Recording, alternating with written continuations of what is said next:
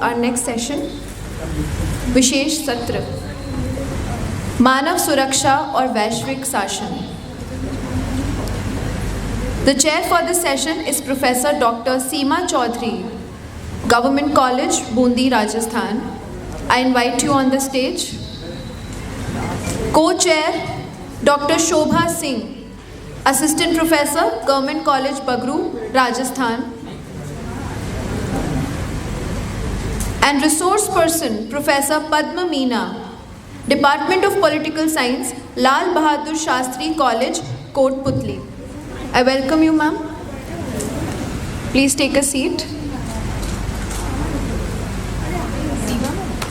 Yeah, she's here. Professor Dr. Seema Chaudhary, Dr. Shobha Singh, Professor Padma Meena.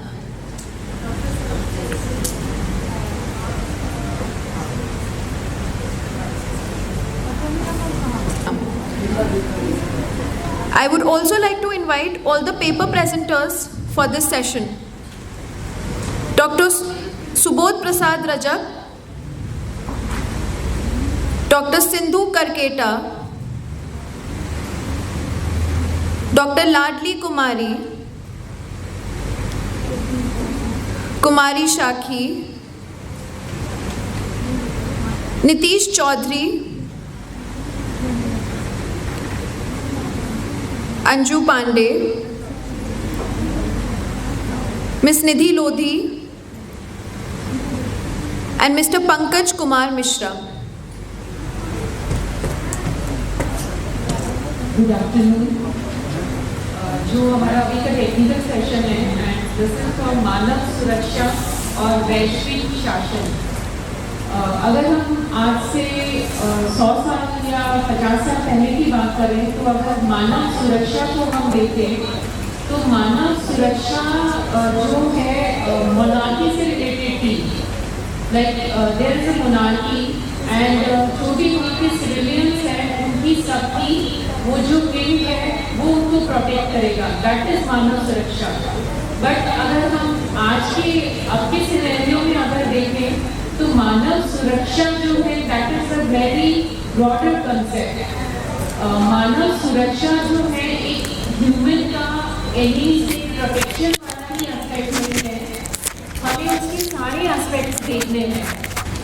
अब सब aspect में हम लोगों को कि उसको सिक्योरिटी तो जो हम दे रहे हैं वो एक तो फूड एंड न्यूट्रिशन में भी हमें सिक्योरिटी चाहिए. इसके अलावा वैश्विक शासन जो है, शासन means that is not the monarchy that was earlier.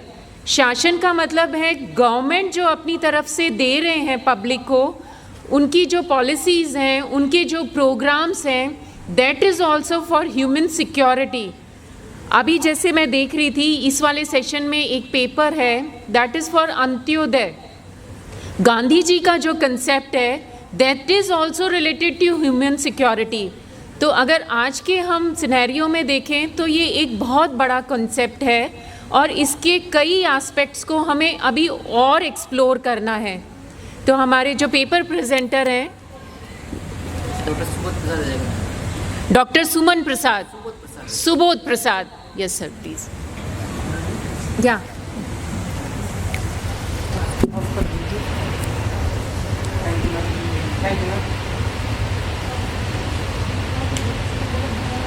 Hello, thank you. बात है घरेलू हिंसा की हो, राष्ट्रीय हिंसा की हो या फिर अंतर्राष्ट्रीय हिंसा की हो, मानव सुरक्षा हमेशा खतरे में.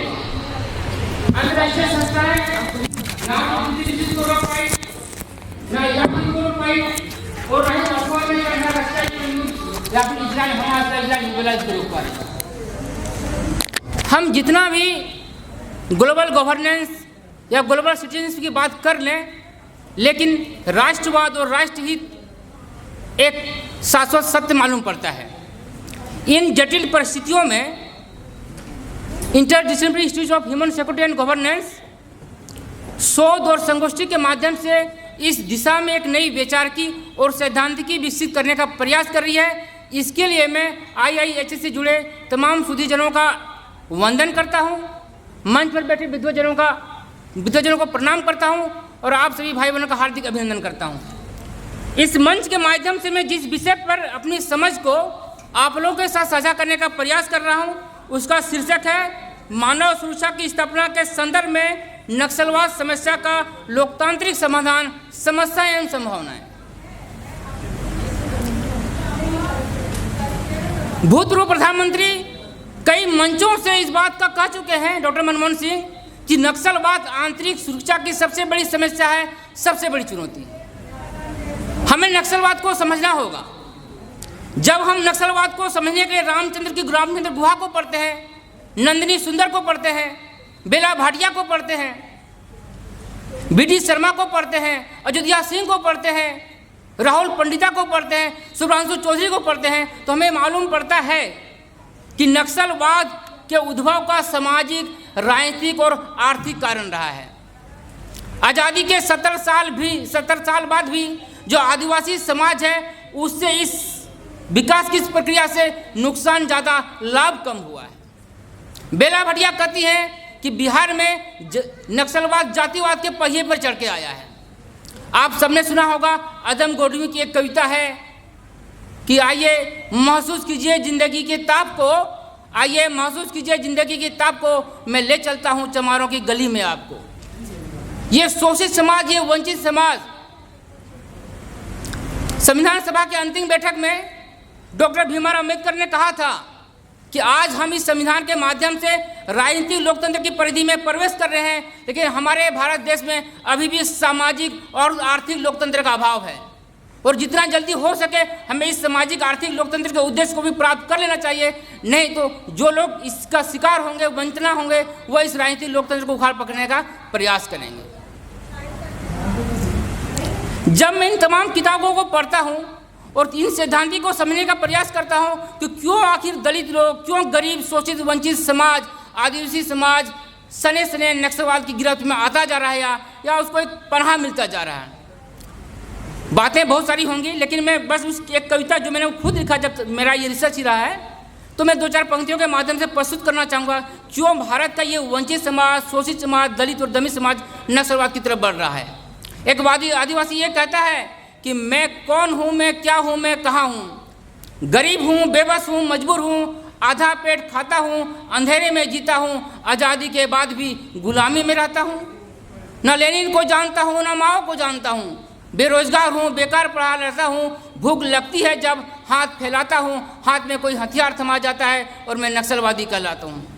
जिंदा रहने के लिए हर रोज मौत से मुखातिब होता हूँ, सिस्टम का शिकार हूँ, शोषण को सहता चला जाता हूँ और जब आवाज़ उठाता हूँ तो नक्सलवादी कहलाता हूँ।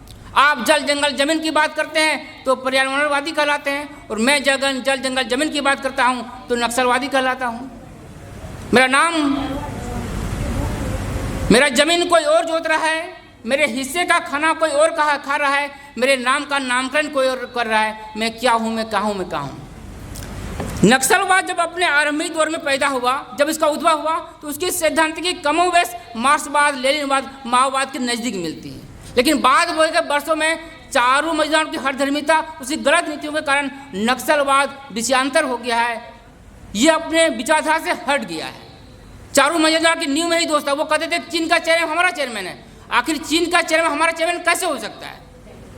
1970 में ये बात कही गई कि क्रांति कोई पौधा नहीं है जिसको एक जगह से दूसरी जगह रोक दिया जाए। हम किसी दूसरे देश के लीडर को अपना लीडर नहीं मान सकते हैं। हर एक देश की सामाजिक आर्थिक परिस्थितियाँ सामाजिक राजनीतिक आंदोलन का स्वरूप तय करती है। इसी बात को नक्सलवादियों ने नहीं समझा, बल्कि आज नक्सलवाद हिंसा का पर्याय बन गया है, आतंकवाद का पर्याय बन गया है। अब मैं लोकतंत्र के समझने का प्रयास करता हूं कि आखिर लोकतंत्र है क्या। लोकतंत्र महज एक शासन व्यवस्था नहीं है। हम हर एक 5 साल में वोट देकर ही लोकतंत्र का जश्न मना लें, ये सही नहीं है। लोकतंत्र एक मूल्य प्रणाली है, एक जीवन दर्शन है कि हमें अपने जीवन प्रक्रिया में, जीवन दर्शन में लोकतंत्र को अपनाना होगा।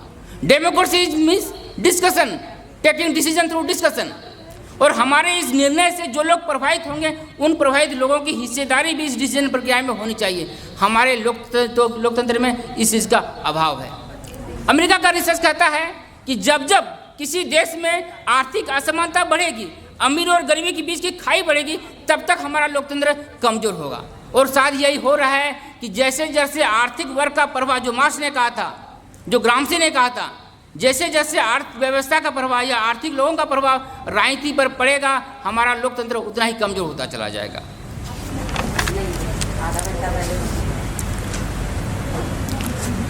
अब हम इस समस्या के समाधान की बात करें। आधुनिक राष्ट्र राज्य इतना शक्तिशाली हो गया है कि किसी भी तरह से हम हिंसा के माध्यम से इस शासन व्यवस्था को हासिल नहीं कर सकते हैं। इसलिए जरूरी है कि हमारा संविधान वो पर्याप्त स्कोप देता है कि हम लोकतांत्रिक तरीके से, संवैधानिक तरीके से हम अपने उन उद्देश्यों को, उन इच्छाओं को, उन आकांक्षाओं को पूरा करने का प्रयास करें।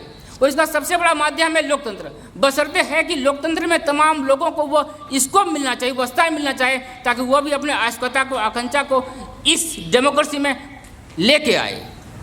मतलब लोकतंत्र को हम लोग बैकअप स्वरूप देना पड़ेगा। समस्या लोकतंत्र में नहीं है, समस्या है कि लोकतंत्र को हम उसके तात्विक रूप में लेके जाएं।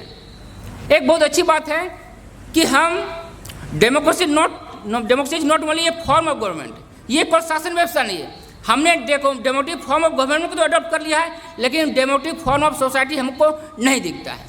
बीबीसी के संवाददाता सौरभ्या सांगवान कहती है, भारत में लोकतंत्र भी है, भारत में संविधान भी है, लेकिन भारत में छुआछूत भी है, सांप्रदायिकता भी है, जातिवाद भी है।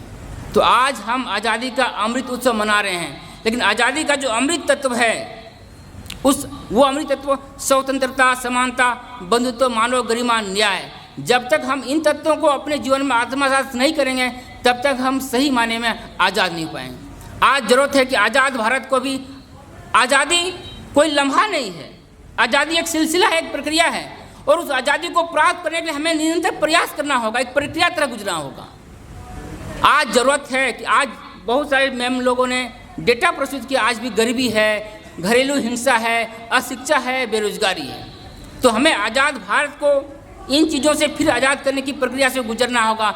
हमें गरीबी से आज़ादी चाहिए, हमें अशिक्षा से आज़ादी चाहिए, हमें अंधविश्वास से आज़ादी चाहिए, हमें सांप्रदायिकता से आज़ादी चाहिए। जब तक हम चीज़ों को एक्सेप्ट नहीं करेंगे, इन चीज़ों को पूरा नहीं करेंगे, तब तक हमारा लोकतंत्र उस सही माने में लोकतंत्र नहीं हो पाएगा, जिस लोकतंत्र की हम तात्विक लोकतंत्र की बात करते हैं। कि लोकतंत्र क्या है? मूल्य प्रणाली है। आदिवासी समाज को समझने के एक बहुत बड़े विद्वान रहे, जो अंग्रेज चल के बाद में भारतीय हो गए, वो है वेरिवेल एलिमिन। उनकी किताब है द फिलोसफी ऑफ नेफा, जिसे आदिवासियों का दर्शन कहा जाता है, आदिवासियों का गीता कहा जाता है। कैसे हम आदिवासियों का विकास कर पाए। रामचंद्र गुहा बड़ी अच्छी बात कहते हैं कि समस्या ये है कि भारत का जो आदिवासी समाज है, वो अभी भी समाज के मुख्य धारा से जोड़ नहीं पाया है। There is absence of state, वहाँ स्टेट उस रूप में मौजूद नहीं है जिस रूप में उसको होना चाहिए। और वर्तमान में जो औद्योगिकरण की जो प्रक्रिया चल रही है, खनन उद्योग जो पनप रहा है, जो भ्रष्टाचार बढ़ रहा है, इसके चलते आदिवासियों का शोषण और बढ़ता जा रहा है। तो आदिवासी कभी नक्सलियों के हाथ में पिसते हैं, कभी सरकारी तंत्र के हाथ में पिसते हैं। हमें इन चीज़ को देखना होगा। बातें बहुत सारी हैं जो कभी ख़त्म नहीं होंगी, बस मैं 2-4 बातें कह के अपनी बात को समाप्त करना चाहूँगा।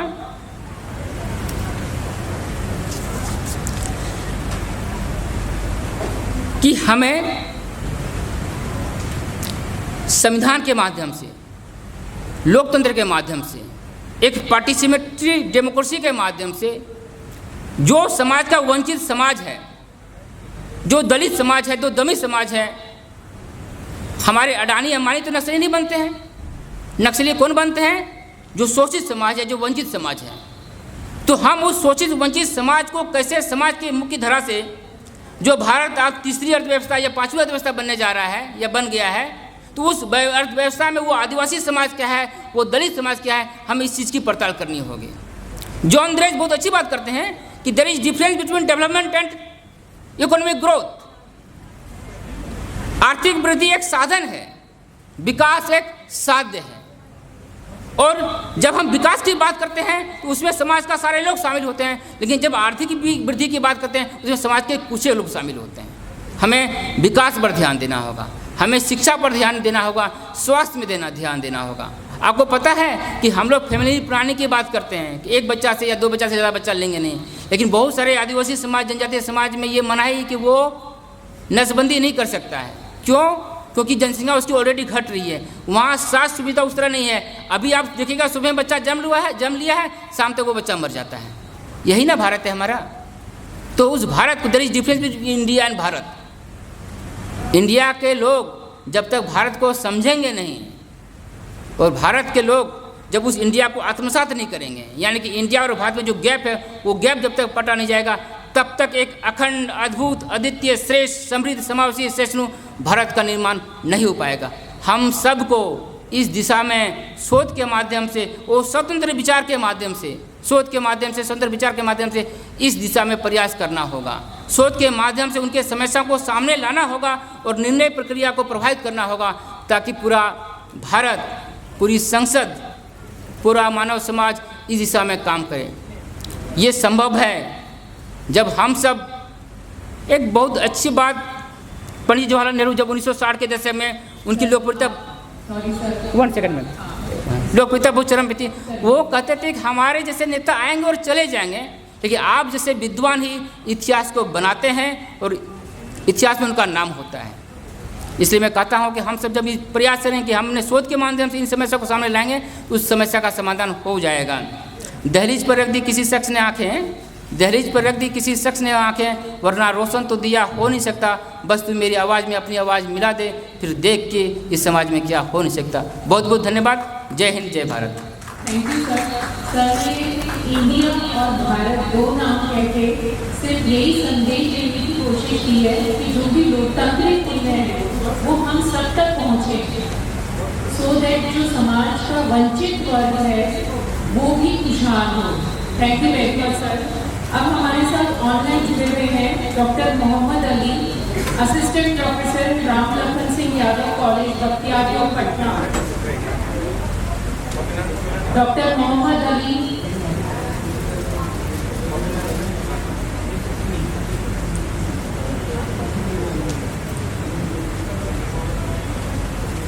सर आप कंटिन्यू करें। Thank you so much sir. सबसे पहले तो IIHSG द्वारा आयोजित ये इंटरनेशनल कॉन्फ्रेंस में उपस्थित सभी श्रोतागण, सभी लोग और कार्यक्रम को आयोजित करने वाले आयोजक मंडल और इस कार्यक्रम में आए अतिथि विद्वान प्रोफेसर, सभी को वंदन करता हूँ, नमन करता हूँ। और मैं कम वक्त मिला है तो मैं मुझे पर आता हूँ। आशा करता हूँ कि मेरी आवाज़ सब तक जा रही होगी। तो ये जो आज का मेरा टॉपिक है वो तरक्की से निकल कर आया है, सब ठीक है, वुमेन सिक्योरिटी एंड गवर्नेंस। और आज का ये टॉपिक है जो मैंने इसके अंतर्गत चुना है वो है महिला सुरक्षा के संदर्भ में शासन और समाज, यानी कि महिला सुरक्षा को लेकर शासन और समाज, गवर्नेंस और सोसाइटी का क्या रोल है, क्या रिस्पॉन्सिबिलिटी है और कैसे हम इस पर आज के आगे जिसमें हम क्या बेहतर कदम उठा सकते हैं। तो इस पेपर में जो चीजें मैंने लिखने की कोशिश की है वो सभी लोग जो भी पढ़ेंगे उनको विस्तृत जानकारी अवश्य मिल जाएगी। परंतु मैं इस संपूर्ण पेपर को अगर सार्वजनिक रूप से कहने की कोशिश करूँ तो सबसे पहला प्रश्न ये उठता है कि जब हम महिला सुरक्षा की बात करते हैं तो महिला सुरक्षा शब्द जिससे जुड़े जितने टॉपिक्स हैं, सेमिनार्स हैं, आयोजन हैं, वो अपने आप में प्रश्न चिन्ह खड़ा करते हैं कि महिला सुरक्षा की बात हम क्यों करते हैं। यानी कि हम खुद ब खुद ये मानते हैं कि महिला सुरक्षित नहीं, या हम ये मानते हैं कि महिला को सुरक्षा की जरूरत है। आज की 20वीं सदी में यदि अगर ऐसा नहीं होता तो हम महिला सुरक्षा पर डिस्कस नहीं करते, इसको टॉपिक नहीं बनाते। जैसे हमने टॉपिक बनाया है, यानी हम मानते हैं कि महिला सुरक्षा कहीं न कहीं महिला असुरक्षित है और कहीं न कहीं हमें महिला की सुरक्षा की आवश्यकता है 20वीं सदी में। ये अपने आप में प्रश्न चिन्ह खड़ा करता है कि अपने आप में एक हमारे सामने एक दुविधा वाली चीज पैदा करता है। दूसरी चीज जो मैं कहना चाहता हूँ आगे बढ़ते हुए कि कहीं न कहीं जैसे आप समाज को पलट कर देखने की कोशिश कर रही है। जब मैं अपने अनुभव साझा करना चाहता हूँ, जब मैं अपने कॉलेज में भी विद्यालय से संबंधित कार्य करता हूँ तो जो लड़कियां जो वो आती हैं कॉलेज, तो कभी अपने माता पिता के साथ, कभी अपने भाई के साथ, तो मैंने अनुभव को इस पेपर में शामिल किया है कि जब एक बच्ची पैदा होती है, जब एक महिला पैदा होती है समाज में लड़की बनकर, तो उसकी निर्भरता उसके माता पिता पर रहती है, खास के पिता पर रहती है कि पिता के साथ यहाँ जाना, पिता के साथ कॉलेज जाना, पिता के साथ स्कूल जाना। ठीक है, कई बार भाई पे उसकी निर्भरता हो जाती है जब वो और बड़ी होती है तो, और जब उसकी शादी हो जाती है तो उसके पति पर उसकी निर्भरता हो जाती है, और जब वो माँ बन जाती है, उसके बच्चे हो जाते हैं, उसका बेटी बड़ा हो जाता है, तो खास के बेटा पर उसकी निर्भरता हो जाती है। तो महिला का जो कोई भी रूप हो, बेटी के रूप में, पत्नी के रूप में या माँ के रूप में, कहीं न कहीं हर रूप में वो आत्मनिर्भर रहती है, वो निर्भर है। तो जब सामाजिक दृष्टिकोण से उसमें निर्भरता रहेगी तो हम कितने भी नीति बना ले, हम कितने भी नए पॉलिसी बना ले, गवर्नमेंट कितने भी नए स्कीम्स ला, ये बेटी पढ़ाओ, बेटी पढ़ाओ, बेटी बचाओ, साइकिल योजना, पोशाक योजना, ये तमाम योजनाएं का असर, इसका पॉजिटिव लाभ तभी हो सकता है जब हम इस बात पे फोकस करें कि सामाजिक रूप से महिलाओं को निर्भर बनाया जाए, उसमें स्वावलंबी बनाया जाए।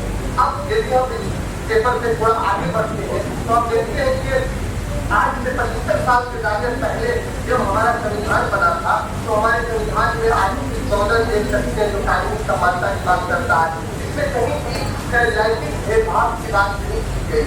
जब हम आर्टिकल 15 देखते हैं उसमें लैंगिक भेदभाव को खत्म करने की बात की गई है। जब हम आर्टिकल 21 देखते हैं तो व्यक्तिगत स्वतंत्रता की बात की गई है। यहाँ पर व्यक्तिगत स्वतंत्रता में ये नहीं लिखा गया है कि पुरुष को व्यक्तिगत स्वतंत्रता मिलेगी, महिला को स्वतंत्रता नहीं मिलेगी, ऐसा तो हमारे संविधान निर्माताओं ने नहीं लिखा। इसका सीधा कारण है कि संविधान निर्माता आज से 75 वर्ष से ज्यादा पहले इस संविधान में यह अंकित कर चुके हैं कि व्यक्तिगत स्वतंत्रता का मतलब स्त्री को भी पुरुष को भी, कानूनी समानता का मतलब स्त्री को भी पुरुष को भी, आर्थिक असमानता को दूर करने का स्त्री को भी पुरुष को भी। अब जब हम संविधान के चौथे भाग यानी EPS राज्य के नीति निर्देशन तत्व को पढ़ते हैं तो उसमें स्पष्ट कहा जाता है कि सरकार राज्य अपने DPSP कहता है कि राज्य अपने नागरिकों के बीच किसी प्रकार का भेदभाव के उसको बेहतर करने की कोशिश करेगा। तो वहाँ भी किसी भेदभाव की चर्चा नहीं हुई है। तो संविधान से लेकर समाज का हम ये देख सकते हैं कि हमारे विभिन्न डॉक्यूमेंट में, हमारी चर्चाओं में, हमारे सेमिनार में, हमारे जैसे वक्ता या किसी भी वक्ता के भाषण में या लेख में कहीं असमानता की चर्चा नहीं होती है, परंतु वास्तव धरातल पे जो असमानता है, वास्तविक धरातल पे तो महिला और पुरुष के साथ भेदभाव किया जाता है। तो क्या ये सेमिनार, ये आर्टिकल से चीजें बदल जाएंगी? मुझे लगता है कि इससे आगे बढ़कर हमें सोचने की जरूरत है और हमें उस बात को अपने लेख में, अपने चर्चाओं में शामिल करने की जरूरत है कि महिलाओं को कैसे आत्मनिर्भर बनाया जाए। हम महिलाओं को कई बार पुरस्कृत कर देते हैं, ये कहते हैं कि आप देवी का रूप हो, आप दुर्गा हो, आप शक्ति का रूप हो, आप लक्ष्मी का रूप हो, आप सरस्वती का रूप हो। लेकिन सरस्वती का रूप बनाकर हम उन्हें पढ़ाई लिखाई से दूर कर देते हैं कि आपको सरस्वती हो, आपको पढ़ने की क्या जरूरत है, आपको दुर्गा हो, आप शक्तिशाली हो, आप दूसरे में क्यों जाओगे, आप घर पे बैठे हो, आपको लक्ष्मी हो, धन की बारिश आपकी से होगी, आप पैसा कमाने में जाओ, पैसा कमाने हम कुछ चले जाएंगे, आपके आशीर्वाद लेकर। सॉरी सर, मैं आपको इंटरप्ट कर रही हूँ सर, अभी इस सेशन में या प्लीज सर इसको कंक्लूड कर लें। मेरी बात समाप्त हो गई। तो मैं इस एग्जाम्पल के लिए कहना चाह रहा था सुनने के लिए कि हमें सिर्फ उनको इज्जत देने से हम इज्जत दे रहे नहीं, उनकी जो ग्रामीण की समस्याएं हैं उनको राजनीतिक चीजों से जोड़ना, उनको सामाजिक चीजों से जोड़ना और अंत में उनको आर्थिक रूप से मजबूत बनाना, उनको शिक्षा में जोड़ना, तभी हम महिला की सुरक्षा की बात नहीं करेंगे और महिला अपने आप हो जाएगी। धन्यवाद। Thank you Mohammad sir.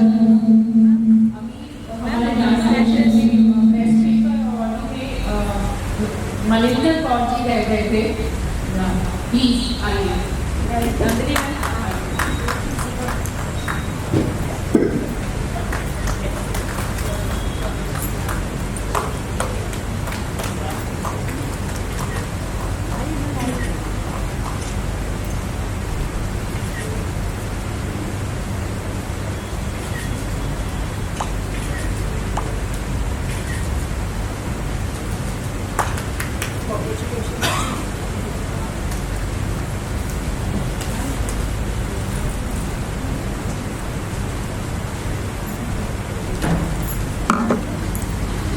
Thank you ma'am. आदरणीय मंचासीन और उपस्थित विद्वज्जन को मेरा नमस्कार और प्रणाम। मैं सबसे पहले अपना परिचय देना चाहूँगी। मैं काफ़ी छोटे इलाके से आई हूँ। एमपी में छिंदवाड़ा शहर है, वहाँ गवर्नमेंट कॉलेज बिजवा 40 किलोमीटर दूर है, काफ़ी ट्राइबल एरिया है। वहाँ पे मैं पोस्टेड हूँ, assistant professor and head department of political science से। मुझे काफ़ी कम समय मिला है पेपर तैयार करने का। एक्चुअली मुझे कल ही इन्फॉर्मेशन मिली और मैंने कल ही रजिस्ट्रेशन किया है। मेरा टॉपिक है महिलाओं की स्थिति, सुरक्षा एवं चुनौतियाँ। हम सुरक्षा की बात करते हैं तो सबसे पहले महिला सुरक्षा की बात आती है। जैसा कि आप सभी को विदित है, नारी समस्त प्रगति की मूलाधार है। वह गुण निर्माण के लिए तत्पर, अपने कर्तव्यों अधिकारों के लिए कटिबद्ध होकर कार्य क्षेत्र में नजर आ रही है। वैदिक काल में नारी की स्थिति अत्यंत सम्मानीय थी। उसे पुत्री, माता, पत्नी आदि के रूप में गौरव प्राप्त था। परंतु धीरे धीरे जैसे जैसे युग परिवर्तित हो गया, मध्य युग आया, धीरे धीरे नारी की स्थिति बदलती गई और धीरे धीरे आज की स्थिति में अत्यंत शोचनीय हो गई। भारत में महिलाओं पे बढ़ते अपराध चिंता का विषय बने हुए हैं। समाज और देश के उचित विकास के लिए इन बढ़ते हुए अपराधों की रोकथाम आवश्यक है।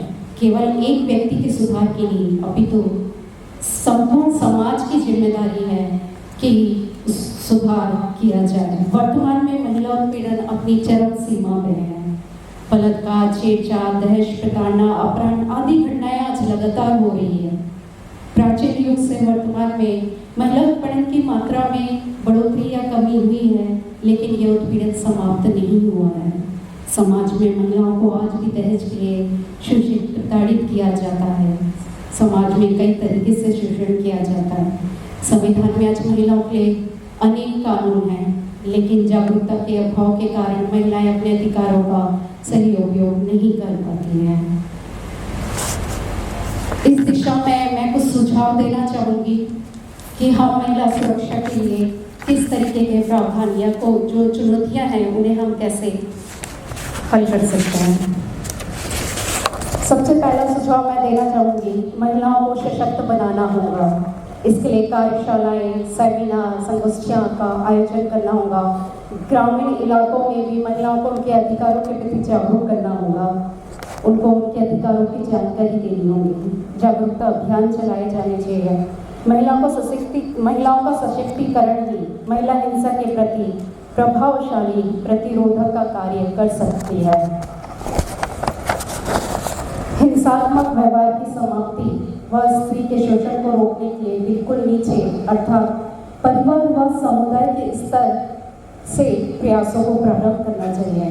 कन्या भ्रूण हत्या के पीछे की मानसिकता को, उसे पोषित करने वाली मान्यताओं, कुप्रथाओं, विशिष्ट रूप से दहेज प्रथा को समाप्त करने की आवश्यकता है। सबसे महत्वपूर्ण कदम जन जागरूकता सृजित करना होगा। ये एक मुद्दा वर्तमान में ऐसा है कि इस पर हम कितने विचार विमर्श कर ले, ये समाप्त नहीं होता। इसलिए मेरी आप सभी से विनती है और शासन प्रशासन से विनती है कि महिलाओं के लिए जन जागरूकता के लिए कार्यशालाएं, संगोष्ठियाँ ये आयोजन होते रहे और ग्रामीण इलाकों में भी जो योजनाएं हैं उनका क्रियान्वयन सुचारू रूप से किया जाए। चूँकि मैं समय को ध्यान में रखते हुए अपनी वाणी को विराम देती हूँ। जय हिंद, जय Bharat. Thank you. Thank you ma'am. अब हमारे नेक्स्ट पेपर प्रेजेंटर है डॉक्टर सिंधु करकेटा। ये ऑनलाइन जुड़े हुए हैं। डॉक्टर सिंधु करकेटा ये सहायक प्राध्यापक है Markham college of commerce, Hazaribagh, Jharkhand से। इनका जो रिसर्च पेपर है उसका टॉपिक है मानव सुरक्षा का कानून। डॉक्टर सिंधु करकेटा, नमस्कार मैम, आप सुन पा रहे हैं? मैम आपसे एक रिक्वेस्ट है, आप 5 मिनट में थोड़ा सा पेपर प्रेजेंट करने की कोशिश कीजिए। हालांकि ये मुश्किल है ये चीज, बट आप थोड़ा टाइम को ध्यान में रखते हुए, क्योंकि और भी कई पार्टिसिपेंट्स हैं। ओके मैम, कंटिन्यू करिए। मेरा विषय है मानव सुरक्षा और कानून। इसमें हम पूरे मानव जाति के बारे में करना चाहते हैं कि पूरे मानव जाति, बच्चे, बूढ़े, जवान, महिला सभी के लिए सुरक्षा की आवश्यकता, वो सुरक्षा हमें कानून देता है। तो मानव सुरक्षा जन केंद्रित एवं बहुविषयक नई अवधारणा है। आधुनिक लोकतांत्रिक सरकारों के गतिमान क्रियाकलापों तथा व्यक्तिगत सुरक्षा के विचार के नए अंतर संबंध में मानव सुरक्षा की प्रकृति का तीव्र विकास हुआ है। यह व्यक्ति की गरिमा और उसके व्यक्तित्व का परिचायक है। इसका लक्ष्य कानून द्वारा जोखिम से सुरक्षा करना है। यह जनहित गतिविधियों को सुदृढ़ करके मानवीय अपराध, हिंसा, दुर्व्यवहार आदि के खतरों से मानव द्वारा व्यक्तियों की सुरक्षा में अहम भूमिका निभाना है। व्यक्तियों के हित में आगामी खतरों के स्रोतों से निपटने के लिए सामान्य लोगों की आराम के रूप में मानव सुरक्षा कानून के एक पहलू जैसी यात्रा से जुड़ा है, जिसमें जो गरीब है, साधनहीन है, यदि वे न्यायालय तक नहीं जा पाते हैं तो जनहित याचिका द्वारा वो न्याय प्राप्त कर सकते हैं। और यह हमें अनुच्छेद 32 और 226 के द्वारा भी प्राप्त हुआ है। इसमें मानव जाति के सभी स्तर के लोगों को सुरक्षा प्रदान किया गया है और मौलिक अधिकार और नीति निर्देशक तत्वों में सभी तबके के लोगों की सुरक्षा की बात की गई है, जिसमें मानव की सुरक्षा के लिए कानून, न्यायालय, न्यायाधीश, अधिवक्ता, विधि अधिकारी कानून के अहम भूमिका निभाते हैं ताकि सभी स्तर के लोगों को सामूहिक रूप से सुरक्षा मिल सके और उनका न्याय हो सके। क्योंकि यह विषय बहुत विस्तृत है, लेकिन हम इतना बस कहना चाहते हैं कि मानव सुरक्षा के लिए कानून एक बेहतर कदम के रूप में है, बेहतर मार्ग के रूप में है, जो पूरी मानव जाति को, जिसमें हर तबके के लोग हैं, धनिक, गरीब, जिसमें बच्चे, बूढ़े, जवान, सभी को भारतीय संविधान के द्वारा अनुच्छेद के अंतर्गत अधिकार दिए गए हैं, जिसमें हमारा न्यायालय अहम भूमिका निभा रहा है। निष्कर्ष के रूप में हम यही कहना चाहेंगे कि न्यायालय जिसमें कानून बनते हैं, कानून पूरी मानव जाति की सुरक्षा के लिए एक महत्वपूर्ण आयाम है। Thank you.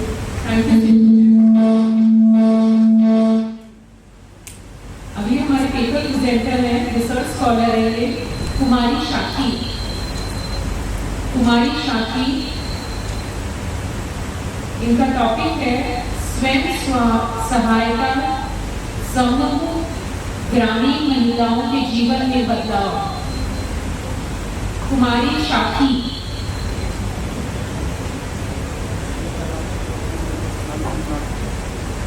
अच्छा, शाखी जी हमारे साथ नहीं जुड़ी हुई है अभी। नेक्स्ट जो है रिसर्च, ये भी रिसर्च स्कॉलर ही है, नीतीश चौधरी। नीतीश चौधरी।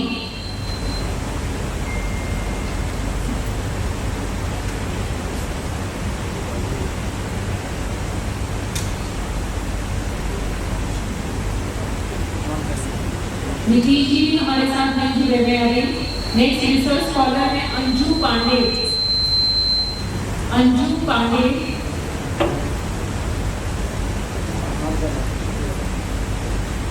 अंजू पांडे भी हमारे साथ नहीं है। नेक्स्ट है निधि लोधी। निधि लोधी। लोधी है।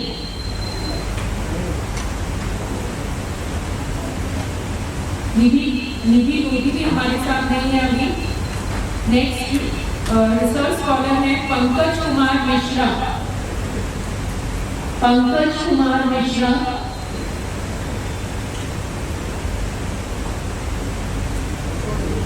पंकज जी भी अभी हमारे साथ नहीं है।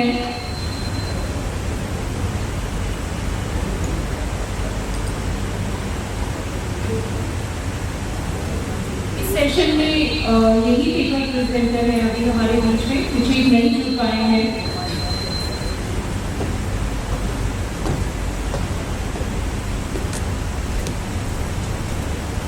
सभा में उपस्थित सभी को मेरा नमस्कार।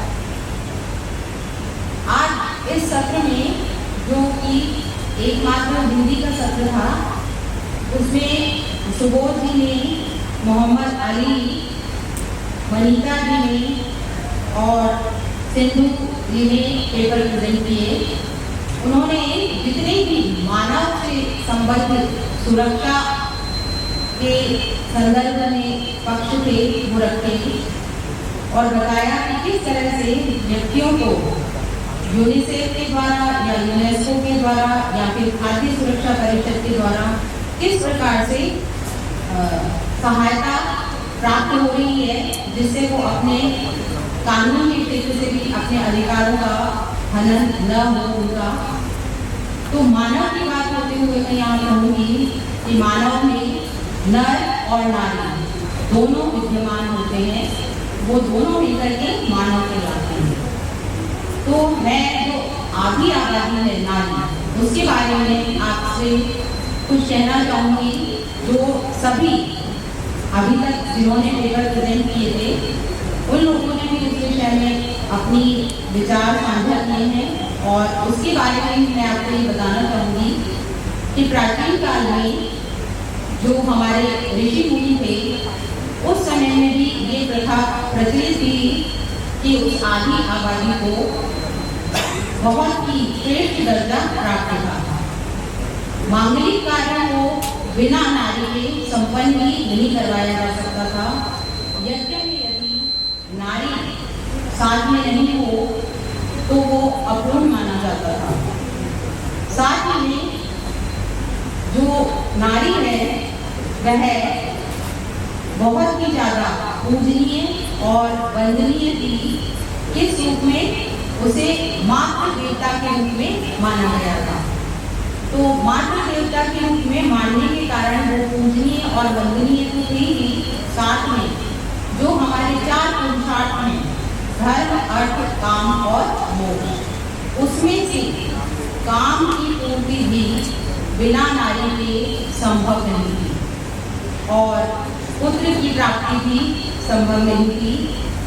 और उस समय में ये माना जाता था कि इन सब के बिना मोक्ष की प्राप्ति भी असंभव है। तो मैं ये कहना चाहूँगी कि जिस तरह से प्राचीन काल में भी नारी को एक अद्वितीय स्थान प्राप्त था और उस नारी को उस समय में भी कई शब्दों से जाना जाता था, जिसे आज भी हम कहते हैं स्त्री, नारी, वाणी, एना, अबला, महिला। इन सब के अपने अपने पृथक पृथक अर्थ हैं, जिसमें से मैना, ऋग्वेद में ये शब्द प्रयुक्त हुआ है महिला के लिए। उसमें ये कहा गया है कि मानयंती इति मैना, जिसका मान करते हैं, सम्मान करते हैं, आदर करते हैं, वह स्त्री कहलाती है। इसी प्रकार से नारी जो शब्द है उसमें नृत्य, वीरता का, नेतृत्व का परिचय है। तो उसमें ये गुण भी विद्यमान थे, इसलिए उसे नारी कहा जाता था। अबला एक शब्द जो बहुत अपन सुनते हैं, उसमें अबला, जिसमें शारीरिक बल पुरुष के बनस्पत कम होता था, इसलिए अबला शब्द का प्रयोग उस समय में किया जाता था, जो कि शरीर अवस्था को देखते हुए वास्तविक रूप में सही था। और महिला शब्द भी जो बना है वो महा यानी जो पूजनीय है, वह महिला है। तो इस तरह से प्राचीन समय से, वैदिक काल से हमारे कई शब्द प्रचलित रहे हैं नारी को लेकर के, जिसके बारे में मैंने आपको बताया। और हमारे जितने भी पेपर प्रेजेंटर्स थे, उन्होंने कानून व्यवस्था को सुरक्षा के लिए या फिर और भी अन्य प्रकार की, जैसा हमारे नक्सलवाद की समस्या को भी इन्होंने उठाया और बताया कि किस तरह से वो समाप्त हो सकती है। इसी प्रकार से अन्य और लोगों ने भी इस बारे में विस्तृत रूप से चर्चा की। तो आज ये सेशन मुझे इन सब के पेपर्स को सुन के बहुत अच्छा लगा और मुझे यहाँ as a chairperson doctor Nandini Vashishtha ji के द्वारा आमंत्रित किया गया। मैं उनको भी धन्यवाद देती हूँ और आप सभी श्रोताओं को भी जिन्होंने इतने धैर्य से इस सत्र को सुना, आप भी कभी साधुवाद के पात्र। धन्यवाद। चैप्टर कंक्लूजन हो गया हो। आज का जो मानव सुरक्षा और वैश्विक शासन का टेक्निकल सेशन था वो आज यही समाप्त होता है। एंड नंदिनी मैम और organising team, thank you very much for inviting all of us. Thank you.